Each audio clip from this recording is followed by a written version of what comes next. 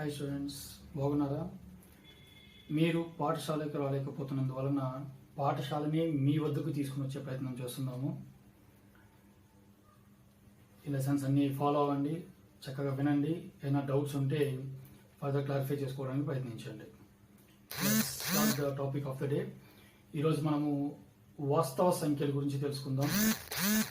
వాస్తవ సంఖ్యలు గురించి మనం తెలుసుకోవాలంటే లోయర్ క్లాసెస్లో మనం నేర్చుకున్నటువంటి వివిధ సంఖ్యల గురించి మనం ఒకసారి చూద్దాం.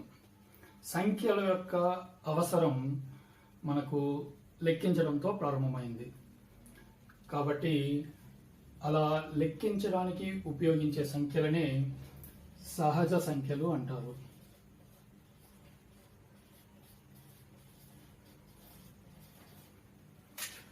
సో సహజ సంఖ్యలను వీటిని అంటారంటే లెక్కించడానికి ఉపయోగించే సంఖ్యలు.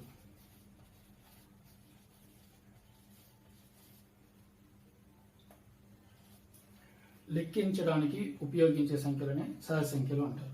సో ఎలా లెక్కిస్తాం మనము? 1తో మొదలుపెట్టి 1, 2, 3, 4 అలా వెళ్తూ ఉంటాయి అవి. సో ఈ సహజ సంఖ్య మనము ఇంగ్లీష్లో న్యాచురల్ నంబర్స్ అంటారు. న్యాచురల్ నంబర్స్ అనేటువంటి పదంలో మొదటి అక్షరం ఎన్, ఆ అక్షరంతోనే సహజ సంఖ్యలని సూచిస్తాం. సహజ సంఖ్యా సమితిని ఎన్ అనేటువంటి అక్షరంతో సూచిస్తాము. సహజ సంఖ్యలను ఎన్తో సూచిస్తారు. మరి ఈ సహజ సంఖ్యల్లో అతి చిన్న సహజ సంఖ్య ఏది? మనకు తెలుస్తూనే ఉంది, 1. 1 అతి చిన్న సహజ సంఖ్య. మరి అతి పెద్ద సహజ సంఖ్య ఏది? 4 కాదు. సో 4 తర్వాత కూడా 5, 6, 7 అలా వస్తూనే ఉంటాయి. కాబట్టి సో అతి పెద్ద సహజ సంఖ్యను మనము చెప్పలేము. తర్వాతి సంఖ్యలు ఏంటి? ఈ సహజ సంఖ్యలకు 0 కలిపినట్లయితే వచ్చేటువంటి సంఖ్యలని పూర్ణాంకాలు అంటారు. సో ఇది ఫస్ట్ వన్. సెకండ్, పూర్ణాంకాలు.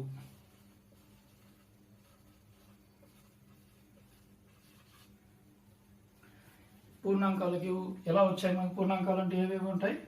సహజ సంఖ్యలు ఉంటాయి. దాంతోపాటు మళ్ళీ మనకి ఏమొచ్చి కలుస్తుంది కూడా? 0 వచ్చి కలుస్తుంది.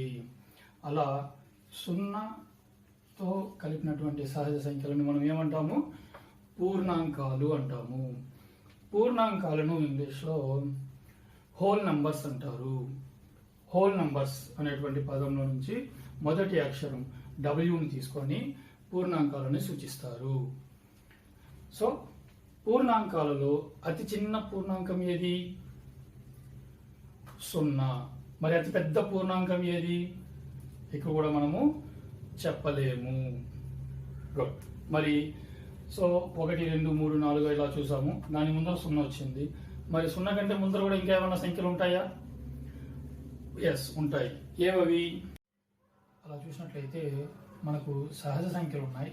1, 2, 3, 4 అండ్ సో ఆన్. దానికి ముందు 0 వచ్చి చేరింది. దీనికి ముందు ఇంకా ఏమైనా సంఖ్యలు ఉన్నాయా? ఎస్, -1, తర్వాత -2, -3, -4 అలా అండ్ సో ఆన్. ఇంకా అలా రాస్తూ వెళ్ళొచ్చు అనమాట. సో కాబట్టి వీటిని మనము ఏమంటాము? వీటినే పూర్ణ సంఖ్యలు అంటారు. ఏమంటారండి? పూర్ణ సంఖ్యలు. పూర్ణ సంఖ్యలు అంటారు. మరి దీన్ని ఇంగ్లీష్లో ఏమంటారంటే ఇంటీజర్స్ అంటారు.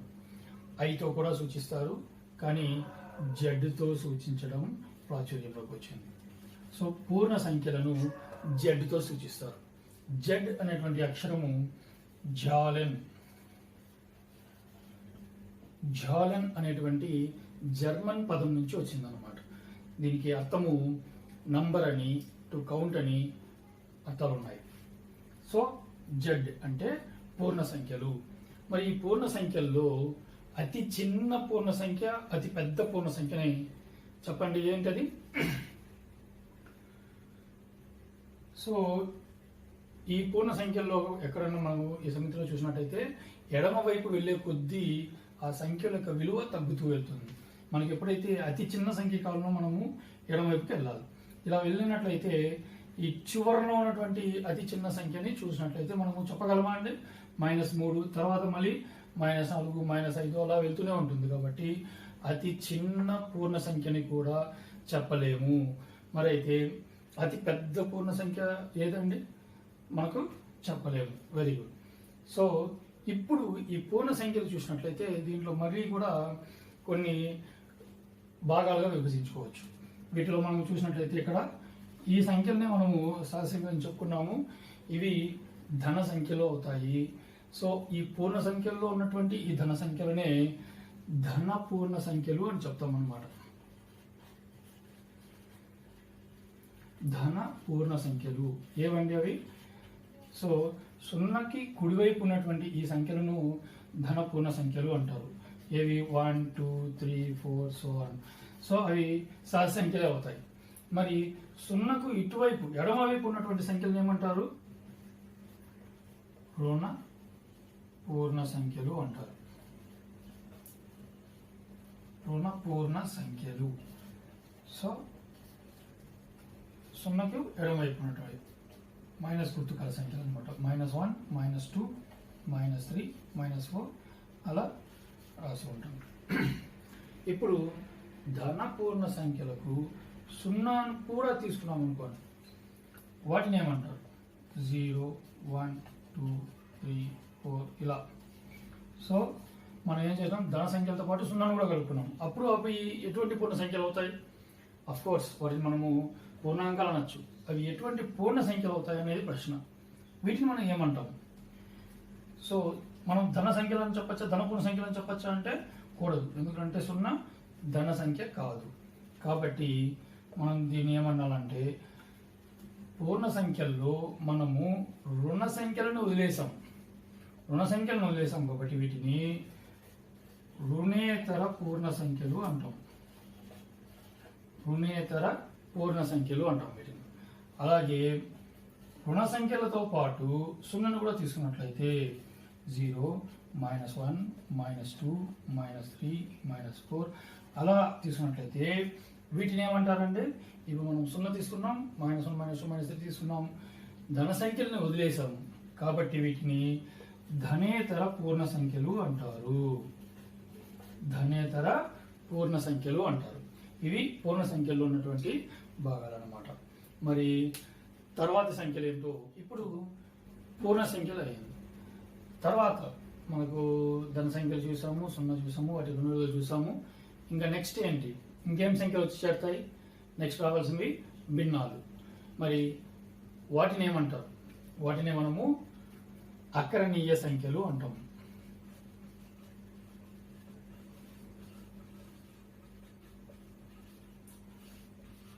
అకరణీయ సంఖ్యలు అంటే ఏవి? P/Q రూపంలో రాయగల సంఖ్యలనే అకరణీయ సంఖ్యలు అంటారు. ఇక్కడ మనము ఈ పాయింట్ని బాగా అబ్జర్వ్ చేయాల్సిన అవసరం ఉందన్నమాట. P/Q రూపంలో రాయగల సంఖ్యలు, ఇది మెయిన్.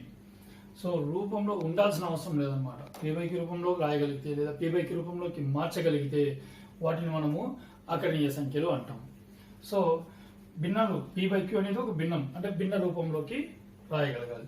అంటే 2/3 అనేది మనకు ఏం సంఖ్య అవుతుంది అంటే అకరణీయ సంఖ్య అవుతుంది. సో 2/3, అలాగే -4/5 ఇవన్నీ అకరణీయ సంఖ్యలు అవుతాయి. మరి ఏదైనా సరే భిన్న రూపంలో అంటే అకరణీయ సంఖ్య అవుతుందా అంటే కాదు. అకరణీయ సంఖ్యకు ఇంకా కూడా మొత్తం 3 టెస్టులు ఉన్నాయన్నమాట, 3 కండిషన్స్ ఉన్నాయి. ఏంటది? P/Q రూపంలో ఉండాలి లేదా P/Q రూపంలో రాయగలగాలి. తర్వాత Q అనేది 0కి సమానం కాకూడదు. P/Q రూపంలో లవము, హారము, ఈ హారంలో మనకు 0 రాకూడదు. ఎందుకంటే 0తో భాగహారము నిర్వచింపబడలేదు కాబట్టి ఆ సంఖ్య వ్యవస్థితం కాదు. P/Q రూపంలో రాయగలగాలి, Q 0 కాకూడదు. అంతేనా? మూడో టెస్ట్ ఏంటి? PQ ఈ రెండు కూడా Z అంటే పూర్ణ సంఖ్యలకు చెందినదై ఉండాలి. సో ఇవన్నమాట మనకు కావాల్సినటువంటి అకర్ణీయ సంఖ్యలుకి 3 కండిషన్స్. ఏంటి? p/q రూపంలోకి రాయగలగాలి, q 0 కాకూడదు, pqలు రెండు కూడా పూర్ణ సంఖ్యలై ఉండాలి. మరి ఇప్పుడు ఆ రూపంలో ఉన్నాయా? 2/3 చూసినట్లయితే ఆల్రెడీ రూపంలో ఉంది. తర్వాత రెండో టెస్ట్ q ≠ 0, pq రెండు కూడా పూర్ణ సంఖ్యలు అయినది. 2, 3 ఈ రెండు కూడా పూర్ణ సంఖ్యల్లో ఉందా అంటే ఎస్ ఉందని చెప్పవచ్చు. మరి -4/5 ఇక్కడ చూసినట్లయితే -4/5 p/q రూపంలో ఉంది, మనం వచ్చేసింది. q 0 కాలేదు, pq -4, 5 రెండు కూడా మనకి పూర్ణ సంఖ్యల్లో కనిపిస్తాయి. ఆ రకంగా మనం చెప్పినట్లయితే ఈ భిన్నాలన్నీ కూడా మనము అకర్ణీయ సంఖ్యలు చెప్పచ్చు. మరి అయితే 3 అనేది అకర్ణీయ సంఖ్య అవుతుందా? 3 అకర్ణీయ సంఖ్య అవుతుందా? అవుతుందంటే దీన్ని మనము p/q రూపంలో లేదు కాబట్టి అకర్ణీయ సంఖ్య కాదు అని చెప్పకూడదు. దీన్ని p/q రూపంలో రాయగలమా అంటే ఎస్ 3/1. సో 3/1 ఎంత అంటే మళ్ళీ 3. ఇప్పుడు చూసినట్లయితే p/q రూపంలో రాయగలం. p/q రూపంలోకి రాయగలిగినాం కాబట్టి ఫస్ట్ టెస్ట్ పాస్ అయింది. రెండవది q ≠ 0, హారం 0 కాలేదు, pqలు పూర్ణ సంఖ్యలో ఉండాలి. 3, 1, 2 కూడా పూర్ణ సంఖ్యలో ఉంటాయి కాబట్టి ఇది 3 ఒక అకర్ణీయ సంఖ్య అవుతుంది. 3 ఒక అకర్ణీయ సంఖ్య అవుతుంది. అలాగే 2 కూడా మనం అకర్ణీయ సంఖ్య అని చెప్పచ్చా? ఎస్ 2/1 రాయొచ్చు. ఇది కూడా ఒక అకర్ణీయ సంఖ్య అవుతుంది. సరే 3, 2 వచ్చింది. మరి 1 అకర్ణీయ సంఖ్య అవుతుందా? దీన్ని రాయచ్చా? దీన్ని కూడా మనము 1/1గా రాయొచ్చు. So 1/1 is nothing but 1. కాబట్టి ఇది కూడా ఒక అకర్ణీయ సంఖ్య. ఈ 3 కండిషన్స్ ని సాటిస్ఫై చేస్తుంది కాబట్టి అది ఒక అకర్ణీయ సంఖ్య. తర్వాత సో కాబట్టి ఇవన్నీ కూడా 1, 2, 3, 4 ఇవన్నీ కూడా అకర్ణీయ సంఖ్యలు అవుతాయి. వీటన్నిటిని మనము p/q రూపంలోకి మార్చవచ్చును. కాబట్టి సహజ సంఖ్యలన్నీ కూడా అకర్ణీయ సంఖ్యలు అవుతాయి. మరి 0 చూసినట్లయితే దీన్ని అకర్ణీయ సంఖ్య అవుతుందని చెప్పచ్చా? 0ని మనము p/q రూపంలోకి మార్చగలమా? 0ని చూసినట్లయితే మనము 0/1 ఆర్ 0/2 ఆర్ 0/3 ఏదైనా రాయొచ్చు. సో ఇక్కడ చూసినట్లయితే ఇప్పుడు ఇది ఈ 3 కండిషన్స్ ని సాటిస్ఫై చేస్తుందా చూద్దాం. 0/1 p/q రూపంలోకి అయితే వచ్చింది. నెక్స్ట్ q 0 కాకూడదు. ఇక్కడ p/qలలో p 0 అయింది. మనం p 0 కాకూడదు అని చెప్పలే, q మాత్రమే, హారము మాత్రమే 0 కాకూడదు, లవంలో 0 ఉండొచ్చు. సో కాబట్టి మనకు రెండవ కండిషన్ కూడా సాటిస్ఫై చేసింది. q 0 కాలేదు, హారంలో 0 లేదు. నెక్స్ట్ pq అంటే ఈ 0, 1 ఈ రెండు కూడా పూర్ణ సంఖ్యలో ఉంటుంది. కాబట్టి 3 టెస్టులు కూడా ఇది పాస్ చేసింది. కాబట్టి మనము ఈ 0ని కూడా 0ని ఏమని చెప్పచ్చు? ఇది ఒక అకర్ణీయ సంఖ్య అని చెప్పవచ్చు. సో 0 అకర్ణీయ సంఖ్య, ఇవన్నీ కూడా అకర్ణీయ సంఖ్యలు కాబట్టి పూర్ణాంకాలన్నీ కూడా అకర్ణీయ సంఖ్యలు అవుతాయి అని మనము చెప్పవచ్చు. మరైతే సో 3, 2, 1, 0 ఇవన్నీ అకర్ణీయ సంఖ్యలు అయింది. మరి ఇవి -2 అనేది ఒక అకర్ణీయ సంఖ్య అవుతుందా? -2 అని చూసినట్లయితే -2/1 రాయొచ్చు. మనం -2/1 రాస్తున్నాం కాబట్టి సో ఏమవుతుంది? p/q రూపంలోకి వచ్చింది, q ≠ 0 అవుతుంది, pqలు పూర్ణ సంఖ్యలు అయి ఉంటాయి. కాబట్టి -2 కూడా ఒక అకర్ణీయ సంఖ్య. అలాగే మరి -3ని రాయొచ్చా అంటే ఎస్ -3ని కూడా రాయొచ్చు, అది కూడా ఒక అకర్ణీయ సంఖ్య అవుతుంది. మరి -1 అకర్ణీయ సంఖ్య అని చెప్పచ్చా? మనము -1 కూడా ఆ విధంగా రాయొచ్చా? ఎస్ -1/1. సో ఏమవుతుంది? -1 అలాగే ఉంటుంది కాబట్టి ఏ సంఖ్యనైనా 1తో భాగిస్తే అదే సంఖ్య వస్తుంది కాబట్టి -1 కూడా అకర్ణీయ సంఖ్య అని చెప్పవచ్చు. మనం చూసినట్లయితే ఇవన్నీ అకర్ణీయ సంఖ్యలు అయినాయి. ఈ రుణ పూర్ణ సంఖ్యలు కూడా అకర్ణీయ సంఖ్యలు అయిపోయినాయి. కాబట్టి మనము పూర్ణ సంఖ్యలన్నీ కూడా అకర్ణీయ సంఖ్యలు అని చెప్పవచ్చు. ఇంతేనా అకర్ణీయ సంఖ్యలు? ఇంకా లేవా అంటే ఇంకా ఉన్నాయి. ఏంటి? సో మనం చెప్పుకున్నాం భిన్నాలు వచ్చినాయి. సో అన్ని సంఖ్యలు అక్కడి సంఖ్యలోకి వచ్చినాయి. ఇంకేమున్నాయి? దశాంశాలు ఉన్నాయి. దశాంశ సంఖ్యలు ఫర్ ఎగ్జాంపుల్ 2.5, 2.5. ఈ 2.5ని మనము p/q రూపంలోకి మార్చన అవుతుందా? రాయొచ్చా? రాయొచ్చు. ఎలా రాయొచ్చు? సో పాయింట్ తీసేస్తే 25/2.5. సో దశాంశ స్థానంలో ఒకే ఒక అంకె ఉంది కాబట్టి బై 10 రాస్తాం. దీన్ని సూక్ష్మీకరించినట్లయితే 5తో 5 5 5 2. సో 2.5ని మనము ఏం రాస్తున్నామంటే 5/2 p/q రూపంలోకి వచ్చింది. q ≠ 0. 5 2 కూడా పూర్ణ సంఖ్యలో ఉన్నాయి. సో అంతమయ్యే దశాంశం 2.5ని మనము అంతమయ్యే దశాంశము అంటున్నాం. అంటే పాయింట్ తర్వాత స్థానాలు ఆగిపోయినాయి, దాంట్లో మళ్ళీ రావడం కానీ లేదా పునరావృతం కానీ ఏమీ లేవు. ఓకే, ఆ రకంగా 1.2, 7.6 ఇలా ఏవైనా సరే దశాంశాలు ఉన్నప్పుడు 0.25 ఇవన్నీ కూడా అంతమయ్యే దశాంశాలు కాబట్టి వీటన్నిటిని మనము ఆకర్ణీయ సంఖ్యలు అని చెప్పవచ్చు. మరి అంతము కాని దశాంశాలలో పునరావృతమయ్యే దశాంశాలు ఉన్నాయి. ఫర్ ఎగ్జాంపుల్ నేను 1ని 3తో భాగించినట్లయితే 1/3, దీన్ని దశాంశంలోకి మార్చినట్లయితే 1ని 3తో భాగించినప్పుడు 3 సున్నలు పోదు కాబట్టి పాయింట్ పెట్టుకుంటే 0, 3 3 9, 1 0, మళ్ళీ 3 3 9 1 0, 3 3 9 1 అలా మళ్ళీ వస్తూనే ఉంటుంది. సో 1/3 చూసినట్లయితే మనము 0.3333 అలా వస్తూనే ఉంటుంది కాబట్టి దాన్ని మనం 0.3 బార్ అని రాస్తాం. 0.3 బార్. సో దీన్నే మనం ఏమంటాం అంటే ఎటువంటి దశాంశాలు? ఇది అంతము కాని పునరావృతం అయ్యే దశాంశాలు. ఇలాంటి వాటిని కూడా మనము p/q రూపంలోకి మార్చవచ్చును, p/q రూపంలో రాయవచ్చును. కాబట్టి ఈ అంతము కాని పునరావృతమయ్యే దశాంశాలు కూడా అకర్ణీయ సంఖ్యలు అవుతాయి. ఇలా 0.3 బార్, 0.426 బార్ ఇలాంటివన్నీ కూడా ఏమవుతాయంటే ఎక్కడైతే మనకు బార్ వస్తుందో అంటే ఎక్కడైతే పునరావృతం అవుతుందో అవన్నీ కూడా అకర్ణీయ సంఖ్యలే. మరి పునరావృతం కాకుండా ఉండేవి అంతము కాని పునరావృతము కాని సంఖ్యలు ఉంటాయి. ఫర్ ఎగ్జాంపుల్ 2.7615210663 ఇలా వెళ్తూనే ఉంటుంది. ఎక్కడ ఇది పునరావృతము కాదు, అంతము కాదు. అటువంటి సంఖ్యలు కూడా మనం అకర్ణీయ సంఖ్యలు చెప్పవచ్చా అంటే లేదు. వీటిని మనము p/q రూపంలోకి రాయలేము. ఎప్పుడైతే మనం p/q రూపంలో రాయలేమో వాటిని మనము అకర్ణీయ సంఖ్యలు కావు, అకర్ణీయ సంఖ్య అవుతుందని చెప్పలేము. కాబట్టి అటువంటి సంఖ్యలు ఏమంటాం మనము అంటే వాటిని కరణీయ సంఖ్యలు అంటాం. p/q అనేది ఒక భాగాహారాన్ని సూచిస్తుంది. భాగాహారము చేయగా వచ్చే ఫలితాన్ని భాగఫలం అంటారు, ఇంగ్లీష్లో కోషియంట్ అంటారు. కాబట్టి ఈ అకర్ణీయ సంఖ్యలని q అనేటువంటి అక్షరంతో సూచిస్తారు అన్నమాట. కోషియంట్ q, అకర్ణీయ సంఖ్యలని qతో సూచిస్తారు. సో p/q రూపంలో రాయగల సంఖ్యలను అకర్ణీయ సంఖ్యలు అన్నాము. మరి ఇప్పుడే చెప్పుకున్నాము p/q రూపంలో రాయలేని సంఖ్యలను ఏమంటారు? కరణీయ సంఖ్యలు అంటారు.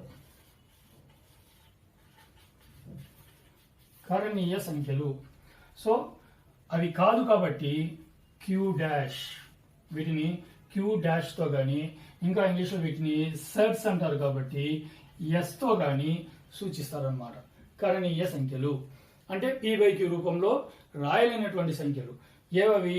ఇప్పుడు చూసినట్టయితే అంతము కాని పునరావృతము కాని దశాంశాలు. అవే కాకుండా మనకు ఈజీగా సింపుల్గా √2కి మనకు విలువ ఎంత అని చెప్పినట్లయితే √2 విలువ కానీ మనము కనుక్కున్నట్లయితే అది ఒక అంతము కాని పునరావృతము కాని దశాంశమే అవుతుంది. కాబట్టి √2 ఒక కరణీయ సంఖ్య, √3 కూడా కరణీయ సంఖ్య. కానీ ఇప్పుడు నాకు ఒక డౌట్ ఏంటంటే √2ని నేను √2/1 రాశాను. √2/1 రాసినప్పుడు దీన్ని p/q రూపంలోకి మార్చాం, p/q రూపంలో రాసేసాం. కాబట్టి ఇది అకర్ణీయ సంఖ్య అని చెప్పవచ్చునా? సో సేమ్ మళ్ళీ మనము అకర్ణీయ సంఖ్య అన్న వెంటనే 3 కండిషన్స్ని చెక్ చేయాలి. p/q రూపంలో ఉంది, వెరీ గుడ్, బాగుంది. సెకండ్ కండిషన్ q ≠ 0, అవును, హారంలో 0 లేదు, ఇది కూడా బాగుంది. pq రెండు లవహారాలు ఎక్కడ ఉండాలని చెప్పుకున్నాం. pq రెండు కూడా పూర్ణ సంఖ్యల్లో ఉండాలి. √2 మరియు 1 కనిపిస్తాయా? ఇక్కడ 1 కనిపిస్తుంది, కానీ √2 ఎక్కడ కూడా మనకు పూర్ణ సంఖ్యల్లో కనిపించదు. కాబట్టి ఇది అకరణీయ సంఖ్య కాదు. సో √2 ఒక కరణీయ సంఖ్య. అలాగే √3 కూడా ఒక కరణీయ సంఖ్య. మరి √4 చూసినట్లయితే √4 కూడా ఒక కరణీయ సంఖ్య అవుతుందా? కాదు. √4ని మనము దానికి ఒక వర్గమూలము 2 ఉంది. సో ఖచ్చితమైనటువంటి వర్గమూలము ఉంది. ఇది ఖచ్చిత వర్గము కాబట్టి దానికి వర్గమూలము ఉంది.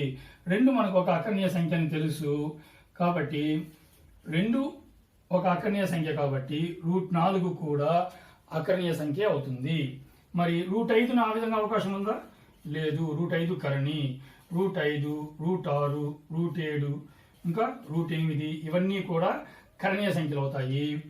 వేటికైతే ఖచ్చితమైన వర్గమూలం ఉందో అవన్నీ అకరణీయ సంఖ్యలు అవుతాయి. √9 దానికి ఒక వర్గమూలము 3 ఉంది. మరి అలాగే √16, √25 ఇవన్నిటికీ కూడా ఖచ్చితమైన వర్గమూలం ఉన్నాయి కాబట్టి ఇవన్నీ కూడా అకరణీయ సంఖ్యలు అవుతాయి. అలా లేనటువన్నీ కూడా కరణీయ సంఖ్యలు అవుతాయి. సో ఈ అకరణీయ సంఖ్యలు, కరణీయ సంఖ్యలు ఇక మనం చూసినట్లయితే సహజ సంఖ్యలు, పూర్ణాంకాలు, పూర్ణ సంఖ్యలు అన్ని అకరణీయ సంఖ్యల్లోకి వచ్చేసాయి. మరి ఈ అకరణీయ సంఖ్యలు, కరణీయ సంఖ్యలు, అకరణీయ సంఖ్యలు మరియు కరణీయ సంఖ్యలు అన్నిటినీ కలిపి మనము ఏమంటాము అంటే వాస్తవ సంఖ్యలు అంటాం. వాస్తవ సంఖ్యలు ఏంటి? వాస్తవ సంఖ్యలు అంటే అకరణీయ సంఖ్యలు, కరణీయ సంఖ్యలు రెండింటిని కలిపి వాస్తవ సంఖ్యలు అంటారు. వీటిని ఇంగ్లీష్లో రియల్ నెంబర్స్ అంటారు. కాబట్టి ఆర్తో సూచిస్తాం. మీకు అర్థమైన ఈ విషయాల మీద ఇప్పుడు క్వశ్చన్స్ ఇవ్వడం జరుగుతుంది. ఆ క్వశ్చన్స్ని మీరు ఆన్సర్ చేయడానికి ప్రయత్నించండి. ఫర్దర్ ఏమైనా డౌట్స్ ఉన్నట్లయితే డైరెక్ట్గా కాంటాక్ట్ చేయండి. See you again.